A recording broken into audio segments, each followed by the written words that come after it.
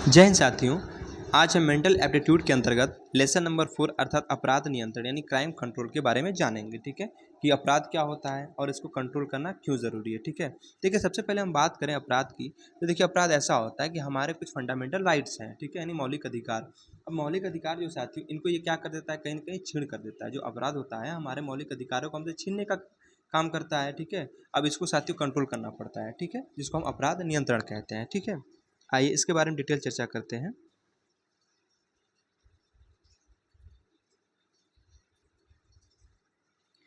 देखिए कह रहा है कि अपराध का आशय मानव की असहज प्रवृत्तियों के प्रकटीकरण से है। इन असहज प्रवृत्तियों पर रोक लगाना ही अपराध अपराध नियंत्रण है। ठीक है, क्या है, क्राइम कंट्रोल। ठीक है, भारत जैसे बड़ी आबादी वाले तथा विविधताओं एवं विभिन्न सांस्कृतिक प्रवृत्तियों वाले इस देश में आपराधिक गतिविधियों का विस्तार चिंता का कारण है। सही बात है। फिर आगे कह रहा है कि अपराधों में वृद्धि के कारण जीवन, मानव अधिकारों तथा मूल अधिकारों पर चोट पहुंचती। वही बात हमने आपको बताया था। ठीक है भाई, अगर आप अपराध करते हैं, मान लीजिए आपने हत्या कर दिया, तो कहीं ना कहीं हमारे फंडामेंटल राइट्स का क्या है, उल्लंघन ही तो है ना। क्योंकि जीवन जीने का अधिकार क्या है, हमारा मौलिक अधिकार है। ठीक है, आप उससे छीन रहे हैं उस चीज़ों को, तो आप अपराध कर रहे हैं। ठीक है, तो इसी चीज़ को कैसे कंट्रोल किया जाए उसके बारे में जानेंगे। ठीक है, सार्वजनिक हित तथा सामुदायिक जीवन के समक्ष अपराध द्वारा प्रस्तुत चुनौतियों से निपटना आवश्यक है। इन चुनौतियों से निपटने के लिए ही पुलिस प्रणाली की स्थापना की गई है। ठीक है, चलिए आगे हम चलते हैं। देखिए अपराध के अनिवार्य तत्व कौन कौन से होते हैं, इसके बारे में सबसे पहले हम जानेंगे। ठीक है, कि अपराध के अनिवार्य तत्व कौन कौन से होते हैं। सबसे पहले बात करते हैं मनुष्य की। देखिए अपराध करने का कार्य मनुष्य द्वारा किया जाता है। ठीक है भाई, अपराध कौन करेगा, मनुष्य ही तो करेगा ना। तो अपराध करने का कार्य मनुष्य द्वारा किया जाता है। हालांकि मनुष्य एक सामाजिक प्राणी है, इसलिए उसका दायित्व अधिक है। ठीक है, चलिए आगे बात करते हैं आपराधिक कृत्य। ये आपराधिक कृत्य क्या है, जहाँ अपराध होता है वहाँ एक कृत्य यानी कार्य होता है जो बुरा होता है, इसे करने वाला अपराधी कहलाता है। ठीक है, तो आपराधिक कृत्य में क्या बताया कि जहाँ अपराध होगा, ठीक है, ठीक है, वहाँ पर एक क्या कृत्य यानी कार्य होगा जो बुरा होता है। भाई अपराध कहीं ना कहीं बुरा ही तो होता है ना। ठीक है, इसे करने वाला क्या कहलाता है, अपराधी कहलाता है। राइट, देखिए एक होता है साथियों गलत आशय, यानी जिसको हम दुराशय कहते हैं। ठीक है, अब गलत आशय क्या है, कोई कृत्य, ठीक, कोई कृत्य अपराध तभी माना जाता है जब करने वाले का आशय जो है गलत साबित हो जाता है। ठीक है, क्या होता है, गलत साबित हो जाता है। चलिए आगे हम बात करते हैं अगले पॉइंट की। कह रहा है मनुष्य अथवा समाज की क्षति। मनुष्य अथवा समाज की क्षति, आपराधिक कृत्यों से मनुष्य की एवं समाज की हानि होती है। भाई सीधी सी बात है, कहीं ना कहीं समाज को क्षति पहुंचेगी, कहीं ना कहीं किसी मनुष्य को क्षति पहुंचेगी। ठीक है, इससे सामाजिक सौहार्द भी प्रभावित हो सकता है, बिल्कुल हो सकता है। ठीक है, तो ये सब हमारे क्या थे, ये सब अपराध के अनिवार्य तत्व थे। राइट, आगे हम बात करते हैं कि अपराध की विशेषताएं। ठीक है, देखिए अपराध की विशेषताएं में क्या है कि आपराधिक कार्य, ठीक है, आपराधिक कार्य विधि द्वारा वर्जित होना चाहिए। ठीक है, आपराधिक जो कार्य हैं विधि द्वारा वर्जित होने चाहिए। इसके द्वारा सार्वजनिक हितों की प्रत्यक्ष क्षति होनी चाहिए। ठीक है, आगे कह रहा है कृत्य के होने का व्यवहार होना चाहिए। ठीक है, कृत्य के होने का व्यवहार होना चाहिए। और आपराधिक कृत्यों में आशय यानी इंटेंशन का गलत, ठीक है, इंटेंशन का गलत होना आवश्यक है। ठीक है, और इसे आचरण से संबद्ध भी होना चाहिए, अर्थात दुराशय, ठीक है, यानी जो बैड इंटेंशन होता है, ठीक है, एवं व्यवहार में युक्त रिश्ता होना चाहिए। आगे पॉइंट कह रहा है कृत्य से हुई हानि हेतु आपराधिक विधि में दंड का प्रावधान होना चाहिए। राइट, आइए हम बात करेंगे अब कि अपराधों को इस प्रकार भी वर्गीकृत किया गया है। देखिए सबसे पहले हम बात करेंगे वर्ग की, और इधर हमारे उदाहरण है। ठीक है, देखिए पहला है वर्ग मानव शरीर के विरुद्ध अपराध। ठीक है, जो मानव शरीर है ना, इसके विरुद्ध अगर आप अपराध करते हैं, इसमें क्या होगा, देखिए हत्या हो सकती है, चोट भी लग सकती है, अपहरण भी होगा और बलात्कार भी हो सकता है। ठीक है, तो ये मानव शरीर के विरुद्ध अपराध है। कौन कौन से हैं, हत्या, चोट, अपहरण और बलात्कार। ये कैसे हैं, मानव शरीर के विरुद्ध अपराध है। ठीक, दूसरा है साथियों संपत्ति के विरुद्ध अपराध। मतलब देखिए संपत्ति के विरुद्ध भी तो अपराध होता है ना। अब इसमें क्या क्या आएगा, जैसे चोरी, किसी का सामान आपने चुरा लिया, डकैती, कहीं डाका डाल दी, ठीक है, किसी को धोखा देना, ठीक है, या न्यास भंग या अतिक्रमण, ये सब क्या है, ये संपत्ति के विरुद्ध अधिकार है। इससे कहीं ना कहीं संपत्ति को क्षति पहुंचती है। ठीक है, और मानव शरीर के जो विरुद्ध अपराध हमने बताया, हत्या, चोट, अपहरण, बलात्कार, इससे मानव शरीर को कहीं ना कहीं क्षति पहुंचती है। ठीक है, ये सब अपराध हमारे होते हैं। आगे हम बात करते हैं लेख से संबंधित अपराध। अब देखिए लेख से संबंधित अपराध क्या है, जैसे जाली नोट छापना, भाई कहीं ना कहीं ये भी तो गलत है ना। फिर उसके बाद जालसाजी करना, ये सब क्या है, एक अपराध है ना, तो ये लेख से संबंधित अपराध है। अच्छा, मस्तिष्क को प्रभावित करने वाले भी अपराध होते हैं, कौन कौन से? मनहानि होती है और पहचान चोरी, जैसे किसी का आपने जो पहचान उसको आपने चोरी किया, ठीक है, या कोई आपने मानहानि किया, तो ये सब क्या है, ये मस्तिष्क को प्रभावित करने वाले अपराध हैं, ठीक है। और लोक शांति के विरुद्ध भी अपराध होते हैं, कौन कौन से? जैसे दंगा, लोक बाधा, बलवा, ये सब क्या है, ये लोक शांति के विरुद्ध अपराध, ठीक है। और राज्य के विरुद्ध अपराध क्या है? जैसे राजद्रोह, विद्रोह, ये सब क्या है, ये सब राज्य के विरुद्ध अपराध है, ठीक है। और शासकीय सेवकों द्वारा अपराध क्या है कि अवैध पुरस्कार, ठीक है, जो अवैध पुरस्कार प्राप्ति की जाती है उसके संदर्भ में कह रहा है। और जाली प्रमाण पत्र जारी करना, ये क्या है, शासकीय सेवकों द्वारा अपराध होता है, राइट। एक बार फिर से देख लीजिए, हो सकता है यहाँ से क्वेश्चन जरूर बने। मानव शरीर के विरुद्ध अपराध, जिसमें मानव शरीर को क्षति पहुंचती है, जैसे हत्या हुआ, चोट, अपहरण, बलात्कार, ये सब क्या है, मानव शरीर के विरुद्ध अपराध है। संपत्ति के विरुद्ध अपराध, इसमें संपत्ति को क्षति पहुंचती है, जैसे चोरी, डकैती, धोखा, न्यासभंग और अतिक्रमण। और लेख संबंधित अपराध, जाली नोट छापना, जालसाजी करना, ठीक है। और मस्तिष्क को प्रभावित करने वाले अपराध, जैसे मानहानि हुई, पहचान चोरी हुआ, ठीक है। और लोक शांति के विरुद्ध अपराध, दंगा, लोक बाधा, बलवा, ठीक है। अब राज्य के विरुद्ध अपराध, जैसे राजद्रोह, विद्रोह, ये सब क्या है, राज्य के विरुद्ध अपराध है, ठीक है। अगर हम बात करें शासकीय सेवकों द्वारा अपराध, जैसे अवैध पुरस्कार प्राप्ति, जाली प्रमाण पत्र जारी करना, ये सब क्या है, ये सब शासकीय सेवकों द्वारा अपराध है, ठीक है। अब हम बात करेंगे साथियों भारतीय दंड व्यवस्था की उत्पत्ति एवं विकास के बारे में, ठीक है। जो भारतीय दंड व्यवस्था है, इसकी उत्पत्ति और विकास कैसे हुआ था, देखिए सबसे पहले हम बात करते हैं पहले पॉइंट की। ब्रिटिश सरकार द्वारा, ठीक है, वर्ष देखिएगा 1773, ब्रिटिश सरकार द्वारा वर्ष 1773 ईस्वी में पारित रेगुलेटिंग एक्ट द्वारा देश में सर्वप्रथम कलकत्ता में प्रथम न्यायालय की स्थापना की गई थी। कहाँ की गई थी? कलकत्ता में, ठीक है। इसके पश्चात यानी इसके बाद वर्ष 1800, ठीक है, वर्ष 1800 ईस्वी में मद्रास एवं वर्ष 1823 ईस्वी में बम्बई में न्यायालय की स्थापना की गई थी, ठीक। हमने यहाँ पे क्या बताया कि जो ब्रिटिश सरकार थी ना, इसके द्वारा वर्ष 1773 ईस्वी में, ठीक, एक रेगुलेटिंग एक्ट पारित किया गया था, जिसके द्वारा क्या हुआ था कि देश में, ठीक है, सर्वप्रथम जो है न्यायालय स्थापित किया गया था। कहाँ? कलकत्ता में, ठीक है। तो प्रथम न्यायालय कहाँ? कलकत्ता में।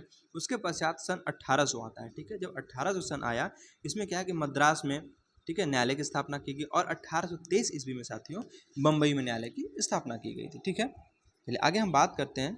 दूसरा पॉइंट कह रहा है कि वर्ष 1781 ईस्वी में, ठीक है, देश के विभिन्न प्रांतों के लिए प्रांतीय न्यायालयों की भी स्थापना की गई थी। जो 1781 था उसकी बात कर रहा है कि वर्ष 1781 ईस्वी में देश के विभिन्न प्रांतों के लिए प्रांतीय न्यायालयों की स्थापना की गई, ठीक है। इसी वर्ष गवर्नर जनरल इन, ठीक है, इसी वर्ष क्या बोला कि गवर्नर जनरल इन काउंसिलिंग यानी GCIC को इन अदालतों के विनियमन, ठीक है, विनियमन की शक्ति तथा अपीलीय क्षेत्राधिकार प्रदान किए गए थे, राइट।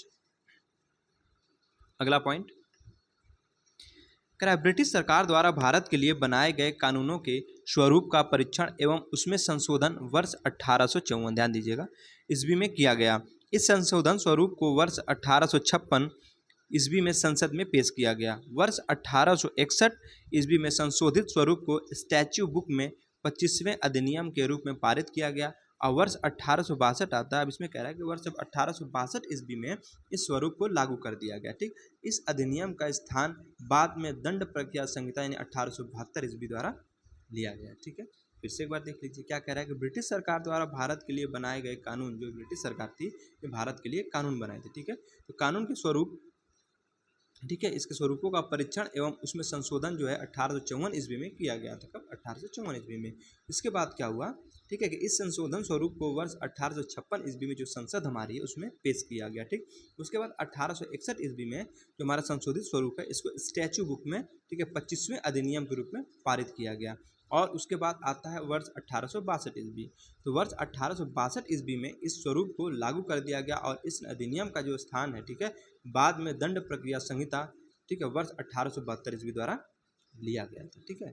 नेक्स्ट पॉइंट कह रहा है कि वर्ष 1877 ईस्वी के अधिनियम संख्या 10 वर्ष, ठीक है, वर्ष 1877 ईस्वी के अधिनियम संख्या 10, फिर वर्ष 1875 ईस्वी के अधिनियम संख्या 10, ठीक है, एवं वर्ष 1872 ईस्वी के अधिनियम संख्या 4 के कई सारे उपबंध एक जैसे थे। अतः तीनों अधिनियमों को, ठीक है, इन तीनों अधिनियमों को मिलाकर एक दंड प्रक्रिया संहिता के निर्माण का विचार उठा। इस प्रकार तीनों को हटाकर उनके स्थान पर वर्ष 1882 ईस्वी का 10वां अधिनियम जारी किया गया, इसने संपूर्ण भारत में एक समान विधि का स्वरूप प्रचलित कर दिया। ठीक है, अगला पॉइंट अब आता है वर्ष 1955। ठीक है, तो वर्ष 1955 ईस्वी में केंद्रीय विधि आयोग की स्थापना की गई। कब? 1955 ईस्वी में। ठीक है, अब इसमें क्या हुआ था कि आयोग द्वारा दिए गए सुझावों के आधार पर सरकार, ठीक है, सरकार द्वारा वर्ष 1973 ईस्वी में दंड प्रक्रिया संहिता में अनेक संशोधन किए गए। फिर आगे कह रहा है कि 24 जनवरी 1974 को राष्ट्रपति के हस्ताक्षर के पश्चात अधिनियम ने एक संहिता का स्वरूप धारण किया। यह अधिनियम 1 अप्रैल 1974 को लागू हुआ। ठीक है, अब हम बात करेंगे दंड प्रक्रिया संहिता 1973। ठीक है, अब इसके कुछ प्रमुख तथ्य के देखेंगे हम। देखिए, सबसे पहली बात ये कह रहा है कि अभियुक्त के मामले पर विचार प्रकृति न्याय सिद्धांत के अनुसार किया जाएगा। ठीक, जो अभियुक्त का जो मामला है, अभियुक्त के मामले पर विचार जो है प्रकृति न्याय, ठीक है, प्रकृति न्याय सिद्धांत के अनुसार किया जाएगा। जांच एवं विचारण, ठीक है, जांच एवं विचारण में देरी नहीं होनी चाहिए।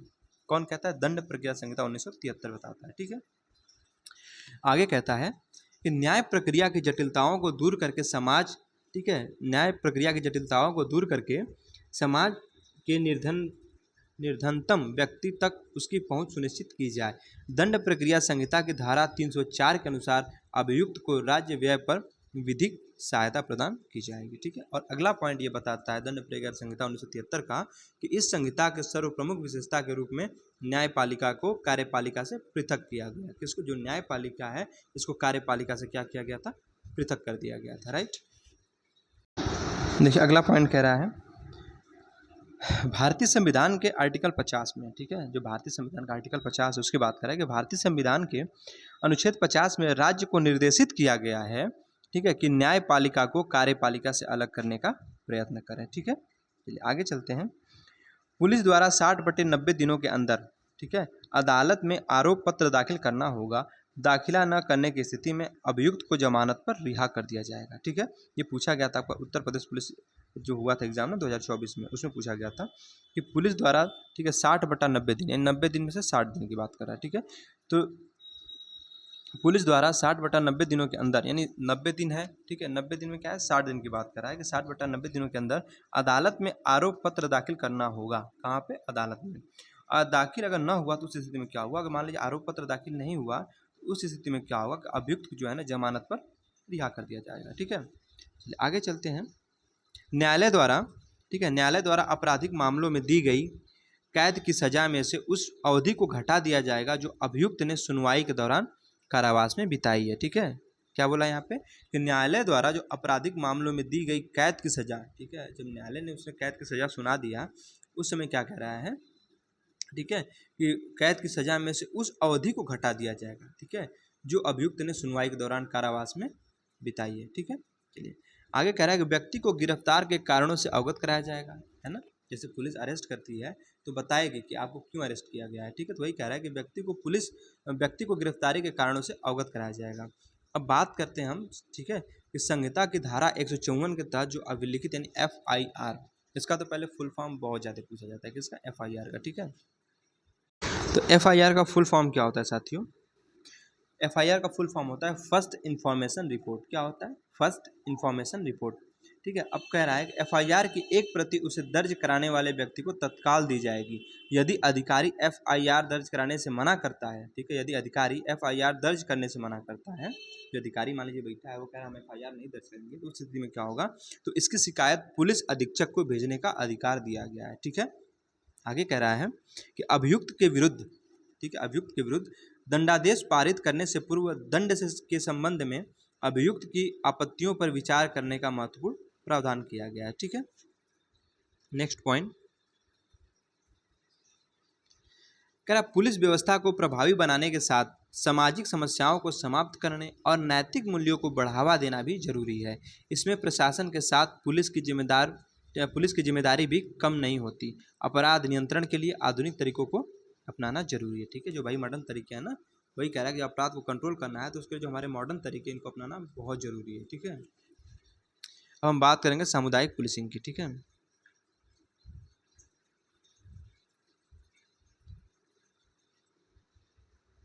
देखिए इसमें क्या कह रहा है कि अपराध नियंत्रण के दो तरीके यानी परंपरागत पुलिस व्यवस्था तथा सामुदायिक पुलिस व्यवस्था होते हैं। तो अपराध नियंत्रण कितने तरीके होते हैं? दो तरीके होते हैं। एक होता है ठीक है, कौन सा, परंपरागत पुलिस व्यवस्था, और दूसरा होता है सामुदायिक पुलिस व्यवस्था। ठीक है, सामुदायिक पुलिस व्यवस्था में क्या होता है, सामुदायिक पुलिस व्यवस्था के अंतर्गत नागरिकों को पुलिस के साथ सामंजस्य स्थापित करके अपराध नियंत्रण के उपाय सिखाए जाते हैं। ठीक है, और अगला पॉइंट कह रहा है कि सामुदायिक पुलिस व्यवस्था में नागरिकों को आपराधिक गतिविधियों के प्रति जागरूक बनाने के लिए विभिन्न जागरूकता कार्यक्रमों का आयोजन किया जाता है। ठीक है, तो फिर से देख लीजिए कि अपराध नियंत्रण के कितने हैं, 2 तरीके हैं।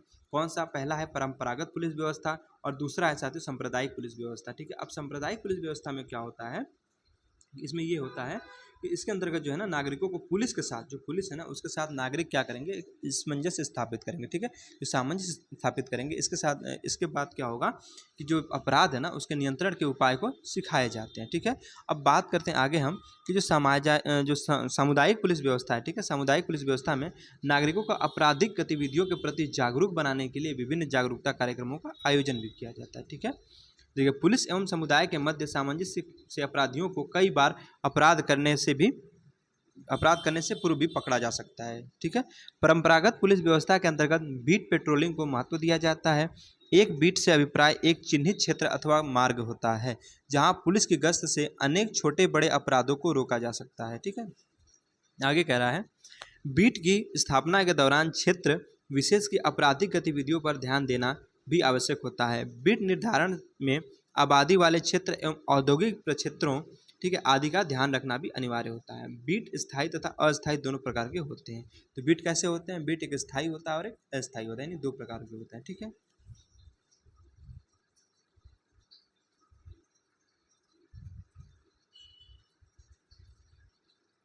अब हम बात करेंगे अपराध के बारे में। ठीक है,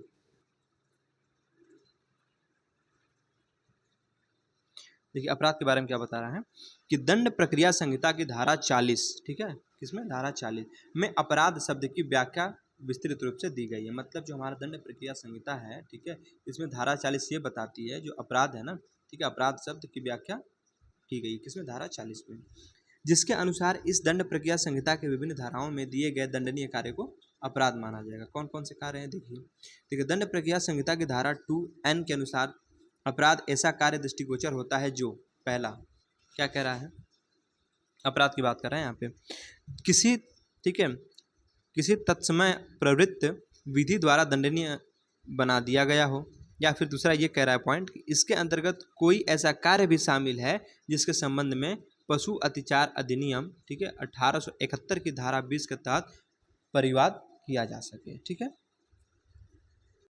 अब साथियों हम देखेंगे अपराध श्रेणियों को। ठीक है, कि अपराध की श्रेणियां कौन कौन सी होती हैं। देखिए एक होती है जमानत योग्य अपराध। ठीक है, सुना होगा आपने बहुत ही कि एक अपराध जो होता है जिसमें जमानत मिल जाती है। ठीक है, तो जमानत योग्य अपराध क्या होता है, देखिए दंड प्रक्रिया है कि दंड प्रक्रिया संहिता की धारा 2A में इसका वर्णन है किसका, जमानत योग्य अपराध का। ठीक है, इसके अनुसार क्या होता है कि इसके अनुसार वे अपराध जमानत योग्य होते हैं जो, पहली बात ये कह रहा है कि प्रथम अनुसूची में जमानत योग्य अपराध के रूप में वर्णित है। ठीक, अगला पॉइंट कह रहा है किसी विधि द्वारा जमानत योग्य अपराध बनाया गया हो। ठीक है, और नेक्स्ट पॉइंट कह रहा है कि गैर जमानत, ठीक है, गैर जमानत योग्य अपराध से भिन्न कोई अपराध हो। जो अपराध जमानत योग्य हैं उनमें जमानत देने का कर्तव्य न्यायपालिका एवं पुलिस का है। किसका, न्यायपालिका और पुलिस का। ठीक है, जैसे साधारण चोरी हुआ, ठीक है, मानहानि हुआ, बंधक हुआ, ठीक है, इत्यादि, ये सब क्या है, ये जमानत योग्य अपराध है। ठीक है, अब हम बात करेंगे गैर जमानती अपराध। हमने तो देखा जमानती अपराध हमारे कौन कौन से होते हैं, जैसे मान लीजिए साधारण चोरी हुआ, ठीक है, मानहानि हो गई, या फिर किसी को बंधक बना दिया गया, तो ये सब तो जमानती अपराध होते हैं। लेकिन कुछ साथियों ऐसे भी होते हैं जो कि गैर जमानती अपराध हैं। वो कौन कौन से होते हैं उसके बारे में जानते हैं। देखिए ये भी जो धारा 2 है ना, इसके अंतर्गत इसकी व्याख्या की गई है। तो धारा 2 के अनुसार जो अपराध जमानती नहीं है वे अजमानती अपराध है। भाई सीधी सी बात है, जो जमानती अपराध नहीं होंगे वो अजमानती ही तो होंगे ना। इसमें क्या कह रहा है कि गंभीर एवं व्यापक प्रभाव के अपराध गैर जमानती बनाए गए हैं। ठीक है, जो गंभीर और व्यापक प्रभाव जो अपराध होते हैं ना, वो कैसे होते हैं, वे गैर जमानती अपराध होते हैं ना। कुछ मामलों में जैसे चोरी के लिए गृह भेदन, ठीक है, जैसे चोरी होती है ना, घर में जो सेंध मार के हो जाती है, तो चोरी के लिए गृह भेदन, गृह अतिचार इत्यादि में जमानत देने को मजिस्ट्रेट के विवेक पर आधारित है। चाहे मजिस्ट्रेट चाहे तो उनको जमानत दे सकते हैं। ठीक है, जैसे अगर हम बात करें गैर जमानती अपराध कौन कौन से होते हैं, देखिए जैसे हत्या हो गई, ठीक है, हत्या हो गई, डकैती हो गई, या बलात्कार हो गया, इत्यादि मामलों में जो है ना मजिस्ट्रेट भी जमानत नहीं दे सकते हैं। ठीक है, तो हत्या, डकैती, बलात्कार इत्यादि मामलों में क्या करेंगे, मजिस्ट्रेट भी जमानत नहीं दे सकते हैं। ठीक है। अच्छा, आगे हम बात करें, इसमें कुछ छूट भी हैं, किन किन इनमें साथियों कुछ छूट भी हैं। देखिए, जो अवयस्क स्त्री है, ठीक है, अतिवृद्ध, ठीक है, मतलब जो काफ़ी बूढ़े हैं, या रोगी व्यक्तियों को, ठीक है, जो रोगी व्यक्ति हैं, तो रोगी व्यक्तियों के मामले में अपवाद स्वरूप छूट के प्रावधान भी दिए गए हैं। ठीक है। चलिए आगे हम बात करेंगे अब संज्ञेय अपराध की। ठीक है। एक होता है साथ ही संज्ञेय अपराध और एक होता है असंज्ञेय अपराध। ठीक है। सबसे पहले हम देखेंगे संज्ञेय अपराध। ठीक है, संज्ञेय अपराध क्या होता है कि इसको जो है ना धारा 2C में बताया गया। ठीक है। तो दंड प्रक्रिया संहिता धारा, जो दंड प्रक्रिया संहिता है, इसकी धारा, ठीक है, 2C के अनुसार ऐसे अपराध हैं जिसमें पुलिस अधिकारी प्रथम अनुसूची के या तत्समय प्रवृत्त किसी अन्य विधि के अनुसार बिना वारंट गिरफ्तार कर सकता है। ठीक है, यानी बिना वारंट की गिरफ्तारी हो सकती है किसमें, संज्ञेय अपराध में। ठीक है। संज्ञेय मामलों में पुलिस, ठीक है, बिना न्यायालय के आदेश के ही जांच प्रारंभ कर सकती है। इसमें क्या होता है, जो पुलिस है ना, ठीक है, तो पुलिस चाहे तो बिना अदालत के, जैसे न्यायालय जो हमारा है, ठीक है, इसके आदेश के बिना भी इस मामले यानी संज्ञेय अपराध के मामले में वो जांच शुरू कर सकती है। ठीक है। तो वही यहाँ पे बताया गया है कि संज्ञेय मामले में पुलिस जो है बिना न्यायालय के आदेश के ही जांच प्रारंभ कर सकती है। ये अपराध अत्यंत गंभीर प्रवृत्ति के होते हैं। जो असंज्ञेय अपराध होते हैं, सॉरी, जो संज्ञेय अपराध होते हैं, ये कैसे होते हैं, ये अत्यंत गंभीर प्रवृत्ति के होते हैं। अच्छा, असंज्ञेय अपराध क्या होता है? ठीक है, असंज्ञेय अपराध, ठीक है, असंज्ञेय अपराध से आशय है ऐसा अपराध जिसके मामले में बिना वारंट की गिरफ्तारी नहीं हो सकती। ठीक है। इसमें क्या होगा, वारंट चाहिए ही चाहिए होगा आपको गिरफ्तार करने के लिए। लेकिन संज्ञेय अपराध में क्या होता है कि वारंट नहीं चाहिए होता है। ठीक है। और हमने बताया आपको संज्ञेय अपराध था, तो इसमें क्या करेगी ना, पुलिस जो है बिना न्यायालय की अनुमति के वो क्या कर दी, जांच प्रक्रिया चालू कर सकती है। ठीक है। अब संज्ञेय अपराध में क्या है, इसमें आपको वारंट चाहिए ही चाहिए होगा। ठीक है। जब पुलिस गिरफ्तार करेगी तो वारंट दिखा के करेगी। ठीक है। तो संज्ञेय अपराध से आशय है ऐसा अपराध जिसके मामले में बिना वारंट को गिरफ्तारी नहीं हो सकती। इन मामलों में जांच मजिस्ट्रेट के द्वारा दिए गए आदेश के बाद ही की जा सकती है। ठीक है। जो मजिस्ट्रेट साहब जो हैं वो आदेश करेंगे तभी इसके बाद जांच क्या होगी, प्रारंभ होगी। लेकिन संज्ञेय अपराध में पुलिस जो है बिना न्यायालय के, ठीक, क्या करेगा, बिना न्यायालय के अनुमति के अपना जांच स्टार्ट कर सकता है। ठीक है। असंज्ञेय अपराध में हमने क्या बताया कि इस मामलों में क्या होता है कि जो जांच होती है ना, मजिस्ट्रेट के द्वारा दिए गए आदेश के बाद की जा सकती है। ठीक है। ये अपराध कम गंभीर प्रवृत्ति वाले यानी छोटे अपराध होते हैं। ठीक है। अब साथियों एक होता है समन मामला। अब देखिए समन मामला क्या होता है। अगर हम बात करें समन मामले की, कह रहा धारा 2W, ठीक है, धारा 2W के अनुसार समन मामले ऐसे होते हैं कि ये किसी अपराध से तो संबंध होते हैं। ठीक है, किसी अपराध से संबद्ध होते हैं, परंतु ये वारंट मामले नहीं होते हैं। ठीक है। तो समन मामले क्या होते हैं, हमने बताया कि ये जो है किसी अपराध से तो संबंध होंगे, मतलब ये क्या है, किसी अपराध से संबंधित हैं, लेकिन इसमें क्या होगा कि वारंट, परंतु ये जो है साथ ही इसमें वारंट मतलब कोई आवश्यक नहीं होता। ठीक है। तो ये वारंट मामले नहीं होते हैं। समन मामले में अभियुक्त को साक्ष्यों के प्रति परीक्षा करने का एक ही अवसर मिलता है। ठीक, देखिए इसमें क्या कह रहा है कि ये मामले केवल कारावास या जुर्माने से दंडनीय होते हैं। ठीक है। तो ये मामले कैसे होते हैं कि ये मामले केवल कारावास या जुर्माने से दंडनीय होते हैं। ठीक है। मामलों में, ठीक है, यानी जो समन मामले होते हैं, तो इन मामलों में अधिकतम जो है यानी मैक्सिमम 2 वर्ष तक के कारावास का प्रावधान है, यानी मैक्सिमम जो है 2 वर्ष की सजा हो सकती है समन मामले में। ठीक है। जो मामले, ठीक है, परिवाद से प्रारंभ होते हैं वे समन मामले होते हैं। ठीक है। क्या होते हैं, जो परिवाद से संबंध होंगे वो कैसे होंगे, समन मामले होंगे। ठीक है। एक होता है साथियों वारंट मामला। और वारंट मामला क्या होता है, देखिए इसको धारा 2X यानी 10 में, ठीक है, जो 2X है इसमें बताया गया है कि धारा 2X के अनुसार वारंट मामले ऐसे होते हैं। ठीक है, कैसे होते हैं, देखिए जो मृत्युदंड अथवा आजीवन कारावास अथवा 2 वर्ष से अधिक अवधि के कारावास से संबंधित होते हैं, वो क्या होते हैं, वारंट मामले होते हैं। ठीक है। तो वारंट मामले में क्या बताया हमने कि जो मृत्युदंड अथवा आजीवन कारावास अथवा 2 वर्ष से अधिक अवधि के कारावास से संबंधित होते हैं। ठीक है। वारंट तथा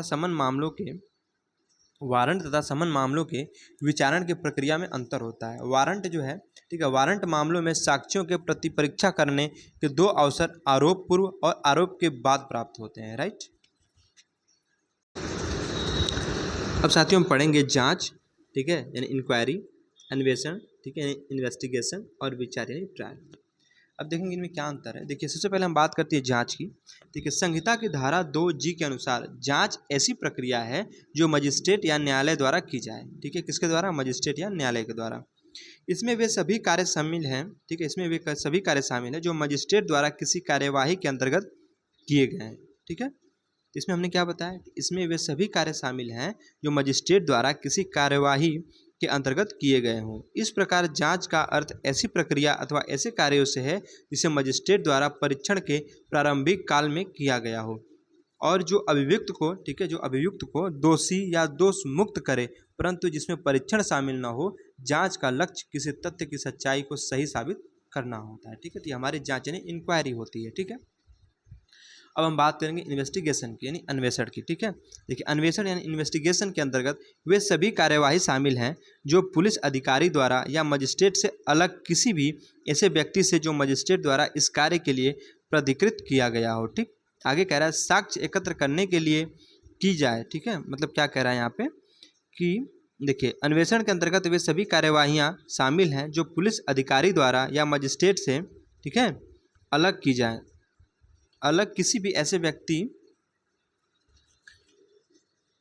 कह रहा है यहाँ पे कि अन्वेषण के अंतर्गत वे सभी कार्यवाहियाँ शामिल हैं जो पुलिस अधिकारी द्वारा या मजिस्ट्रेट से अलग किसी भी ऐसे व्यक्ति से जो मजिस्ट्रेट द्वारा इस कार्य के लिए प्राधिकृत किया गया हो, ठीक। आगे कह रहा है साक्ष्य एकत्र करने के लिए की जाए।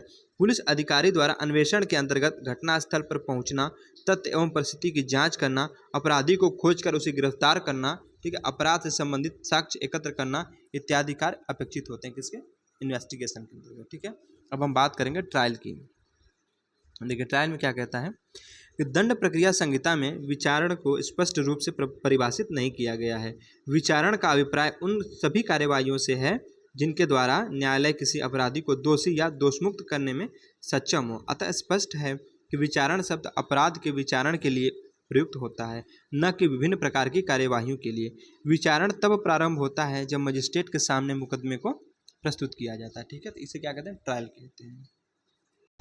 देखिए अंतर बताया है कि जांच एवं विचारण की प्रकृति न्यायिक होती है। जो जांच और विचारण होता है, ठीक है, जांच और विचारण, ठीक है, इसकी जो प्रकृति कैसी होती है, ये न्यायिक होती है, जबकि अन्वेषण जो है गैर न्यायिक प्रकृति का होता है, ठीक। अब देखिए जांच एवं विचारण केवल मजिस्ट्रेट अथवा न्यायालय द्वारा ही, ठीक है, किए जा सकते हैं और अन्वेषण जो है पुलिस या उस व्यक्ति द्वारा किया जा सकता है जिसे मजिस्ट्रेट द्वारा प्राधिकृत किया गया हो, ठीक। जांच का उद्देश्य अभिव्यक्त जो है, ठीक है, जांच का उद्देश्य अभिव्यक्ति को, या ऐसे कह सकते हैं जांच का जो उद्देश्य है ना, अभियुक्त को दोष सिद्ध करना या सेशन न्यायालय को सौंपना होता है। अन्वेषण का जो मुख्य उद्देश्य है साथियों वो साक्ष्य एकत्र करना होता है, ठीक। और विचारण का जो मुख्य उद्देश्य है ना, ये अभियुक्त को दोष सिद्ध या दोष मुक्त करना है, ठीक है। आगे हम बात करें, कह रहा है जांच एवं विचारण की अवस्था में परिचित व्यक्तियों को शपथ दिलाई जा सकती है, परंतु अन्वेषण में शपथ नहीं दिलाई जा सकती, ठीक है। तो जांच एवं विचारण की अवस्था में क्या होता है, जो परिचित व्यक्ति उसको शपथ दिलाई जा सकती है, परंतु अन्वेषण में शपथ नहीं दिलाई जा सकती, ठीक है। तो ये हमारे इसमें अंतर थे।